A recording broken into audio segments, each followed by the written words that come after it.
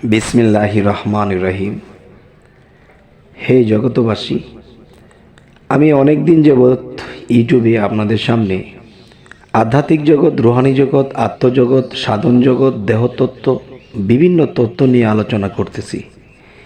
কিন্তু এদের মধ্যে অনেকেই আমাকে একটি কথা জানিয়েছেন যে দেখেন, আমরা যদি সচ্ছলভাবে চলতে পারি, ঋণ মুক্ত হয়ে থাকতে পারি, বা একটু সুযোগ সুবিধা মতো যদি দুনিয়াতে চলতে পারি, তাহলে আধ্যাত্মিক জগতের সাধনা করতে পারি, আল্লাহকে ডাকতে পারি, বিভিন্ন কিছু করতে পারি। কিন্তু আপনি এই আলোচনাগুলো করছেন, কিন্তু আমরা রুহানি জগৎ সম্পর্কে, দেহতত্ত্ব, আত্মতত্ত্ব সম্পর্কে জানতে পারছি। কিন্তু দেখেন, দুনিয়াতে চলাকালীন অনেক ঋণ আমরা হয়ে গেছি, অনেক ঋণ হয়ে গেছি, যে এমন একটা পজিশন গেছে দেশের অবস্থা যে দাঁড়কর্য করে খেতে হয়েছিল, এবং দেখা যায় ছেলে মেয়ে পড়ালেখা করাইতে আমাদের অনেক ঋণ হইতে হয়েছে, বা বিভিন্ন ব্যবসা বাণিজ্য করতে গিয়েও সকলের একই অবস্থা, ঋণ হয়ে গেছি। এখন আপনি ঋণ সম্পর্কে কিছু বলেন, যে আল্লাহ তাআলার কোন কোন নামে, কোন কোন নিয়ম পালন করলে আমরা ঋণ মুক্ত হতে পারি। তো আজকে আমি শামীম আলী চিশতি আপনাদের সামনে ঋণ মুক্তির পরামর্শ নিয়ে আসলাম। কারণ মানুষের পেটে যদি ভাত না থাকে, অভাব অনটন থাকে, তখন আল্লাহর নামও মুখ দিয়ে বের হয় না, বিভিন্ন টেনশনে জর্জরিত হয়ে থাকতে হয়। তবে আজ কথাগুলো খেয়াল করে শুনবেন, যে ঋণ মুক্তির জন্য আমি পূর্বেও কিছু আলোচনা করেছিলাম, কিন্তু আজকের আলোচনাটি একটু ব্যতিক্রম কীরকম, যে একটা হলো আল্লাহর নাম ডাকলে, একটি নাম আছে, সেই নামটি ডাকলে ঋণ মুক্তি হয়। তো আরেকটি নাম ডাকলে উন্নতি হয়, আমাদের সচ্ছল ফিরে আসে, ধন সম্পদ বাড়ে। তাহলে এই দুইটি নামের কথা আমি পূর্বেও বলেছিলাম, কিন্তু এখন কেন বলবো, যে এর সাথে আরও একটি নাম যোগ করব, যেতে এই জিনিসটি জপলে যেটা 6 মাস লাগবে, সেটা যেন 6 সপ্তাহে বা 6 দিনে হয়। আর এই কথাগুলোর উপর আপনাদের বিশ্বাস থাকতে হবে। বিশ্বাসী বস্তু মিলে তর্ক বহুদূর। বিশ্বাস না করলে কিন্তু অসম্ভব, এটা আল্লাহ নারাজ থাকবে, তখন আপনাদের কাজটি হবে না। তবে প্রথমত একটি কথা হলো, সে কথাটি হলো, দেখুন, যে অনেকেই জানে বিসমিল্লাহর বরকত আছে, কিন্তু এই জেনে বসে আছে, কিন্তু তারা এই নিয়মগুলো পালন করে না। আমি 4টা ধাপে কথা বলবো, এই 4টা ধাপ আপনাদের খেয়াল করতে হবে। যেমন প্রথমত কি করতে হবে, যে ঘর থেকে বের হচ্ছেন, বিসমিল্লাহির রহমানির রহিম। আপনি কারো সাথে প্রথম কথা বলবেন, রাস্তায় কারো সাথে দেখা হয়েছে, মনে মনে বিসমিল্লাহির রহমানির রহিম বলে শুরু করবেন। এরপর আপনি ব্যবসা প্রতিষ্ঠান কিংবা আপনার কাজে বা যেখানে যাবেন, সেখানে গিয়ে যখন আপনি প্রথম যে কাজটা ধরবেন, বিসমিল্লাহির রহমানির রহিম, প্রথম যে টাকাটা, বিসমিল্লাহির রহমানির রহিম, আগে বরকতের সৃষ্টিটা করে নেবেন। কারণ দেখেন, মানুষ এত কষ্ট করে একটা তরকারি পাক করে, এখন তরকারি পাক করেছে, তেল আছে, বিভিন্ন মরিচ আছে, মশলা আছে, কিন্তু লবণ দেওয়া হয়নি। লবণ না দেওয়ার কারণে এত দামি খাবারগুলো খাবার যোগ্য নয়, নষ্ট। ঠিক আপনাদেরকে আমি 4টা স্তর দেখাচ্ছি। এই 4টির মধ্যে প্রথম স্তর হলো বিসমিল্লাহির রহমানির রহিম। এই বিসমিল্লাহির রহমানির রহিম যে একটা বিষয় খুবই মারাত্মক, এটা ভেঙে আমি যেতটুকু বলেছি আরও বলার চেষ্টা করব সামনে। কিন্তু আজকে ঋণ মুক্তি এবং উন্নতি নিয়ে কথা বলা হবে। আচ্ছা, তাহলে প্রত্যেকটি কাজ আপনি কালকে বা আজকের থেকে শুরু করে দেবেন, বিসমিল্লাহির রহমানির রহিম, একটা কাজও আপনি ভুল করবেন না। আচ্ছা, এই গেল একটা পর্ব।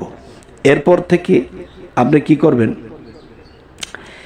যে আপনি হাঁটতেছেন, বসে আছেন, বা কিছু একটা করতেছেন, এখন কোনো মানুষ নেই, কথাবার্তা বলছেন না কারোর সাথে, অন্তরে চলবে ইয়া রহমানু, ইয়া রহমানু, ইয়া রহমানু, এই নামটি আপনি হরদম জপতে থাকেন। আচ্ছা, এই নামটি জপতে জপতে জপতে জপতে আপনি যখন ঘুমাবেন, রাতের 2টা হোক, 1টা হোক, 12টা হোক, তখন আপনি ডান কাতে আপনি শোবেন, তখন এই নামটি জপতে থাকবেন, ইয়া রহমানু ইয়া রহমানু। এই রাত্রে যে কোনো একটা স্বপ্ন আসবে, দেখবেন অনেক হিবিজিবি, অনেক বিপদ আপদ, কোনো ভেজাল টেজাল অনেক কিছু দেখতে পারেন, কিংবা ভালো কিছুও দেখতে পারবেন। কিন্তু দেখা যায় দেখলেও যাই কিছু দেখেন, তখন ওগুলো রিচার্জ করার দরকার নেই, কারণ আপনার উদ্দেশ্য ঋণমুক্ত হবেন এবং আল্লাহ তাআলাকে যেন ডাকতে পারেন, এবং নিশ্চিন্ত হওয়ার জন্য কিছু সম্পদের প্রয়োজন, কিছু উন্নতির দরকার। আচ্ছা, সে হলো আপনার উদ্দেশ্য। আচ্ছা, ইয়া রহমানু দেখা গেছে আপনি প্রতিদিন ধরে রাখবেন, ইয়া রহমানু, যে ঘণ্টাখানেক হলেও আপনি প্রতিদিন ইয়া রহমানু নামটি জপনা করবেন। এরপর আপনি কি করবেন, যে আপনার ঋণ মুক্তির জন্য ফজরের নামাজের পরে এবং মোনাজাতের আগে, যদি আপনি মসজিদে পড়েন সেই হিসেব আলাদা, মোনাজাত করার পরে করতে পারবেন। কিন্তু ঘরে বসে যদি করেন, তাহলে মোনাজাতের আগে, ফজরের নামাজটা পড়ে মোনাজাতের আগে আপনি ইয়া মগ নেউ 126 বার জপনা করবেন প্রত্যেক দিন। ফজরের নামাজের পর মোনাজাতের আগে ইয়া মগ নেউ, ইয়া মগ নেউ, এই নামটি হরদমাদম জপনা করবেন 126 বার চোখের পানির সাথে। আর আল্লাহর প্রতি সেই কল্পনা রাখবেন যে হে আল্লাহ, কিভাবে তোমাকে ডাকবো, বিভিন্ন টেনশন, বিভিন্ন ঋণগ্রস্ত হয়ে মানুষ এটা সেটা বলে, আর ভালো লাগে না, তুমি একটু সুযোগ দাও তোমার এই নামের গুণে। চোখের পানির সাথে যখন বলা হবে, তখন আল্লাহ আপনার দিকে সেই রহমানুর রাহিম যে জপেছিলেন, সেই রহমানুর রাহিম থেকে আপনার উপর রহমত বর্ষিত করা হবে। সুবহানাল্লাহ, আলহামদুলিল্লাহ। এবং ইয়া মগনেউ, এই নামটি 99 নামের একটি নাম। এই নামটি যখন হরদম আপনি কিছুদিন নামাজের পরে পরে জপতে থাকবেন, তখন কি হবে, দেখবেন অটোমেটিকলি আল্লাহর এই নামের গুণে, আল্লাহ কখনো চাইবে না যে আমার নামের কলঙ্ক হোক। তখন কি হবে, আপনার ঋণ গুছিয়ে আসছে, আপনার ঋণ গুছিয়ে আসছে। আচ্ছা, তখন আপনার অন্তরে মনে একটা শান্তি আসবে যে আমার ঋণ অনেকটা গুছিয়ে গেছে। আচ্ছা, দেখবেন যে ঋণ প্রায় গুছিয়ে গেছে। এরপর থেকে আপনি ফজরের নামাজের পরে মোনাজাতের আগে আরও একটি নাম জপনা করবেন।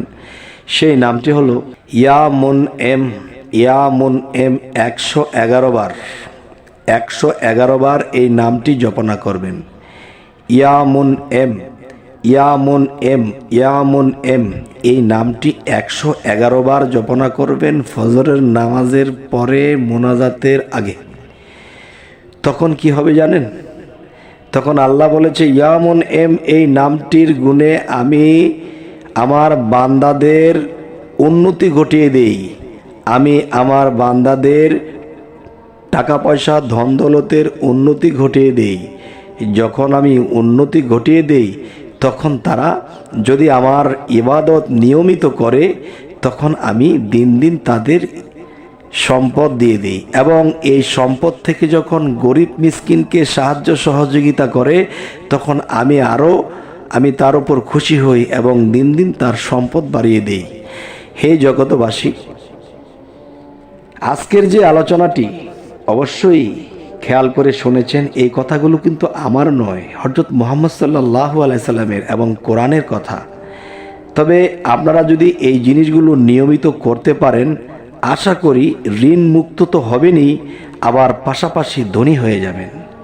ধনী যখন হয়ে যাবেন, আমার মতো শামীম আলী চিশতিকেও একটু মনে পড়বে আপনার, কেননা যে এই লোকটি এই কথাগুলো বলেছিল, আর এগুলো করে আমরা একটু ধনী হয়েছি, ঋণমুক্ত হয়েছি। আর মনে মনে যখন বলবেন, ওইটাই আমি শুকরিয়া, আলহামদুলিল্লাহ। তবে হে জগতবাসী, তো আল্লাহর কালাম কিন্তু শুধু মুসলমানের জন্য নয়, সারা বিশ্বব্যাপী সকল মানব জাতির জন্যই। তবে আমরা যেন সামনে আপনাদের কাছে আরও ভালো ভালো আলোচনা পৌঁছে দিতে পারি, এই জন্য সকলে আমাদের চ্যানেলটিকে সাবস্ক্রাইব করে রাখুন, পরবর্তীতে যেন আপনাদের সামনে উপস্থিত হতে পারি। তো সকলেই ভালো থাকবেন। আল্লাহ হাফিজ।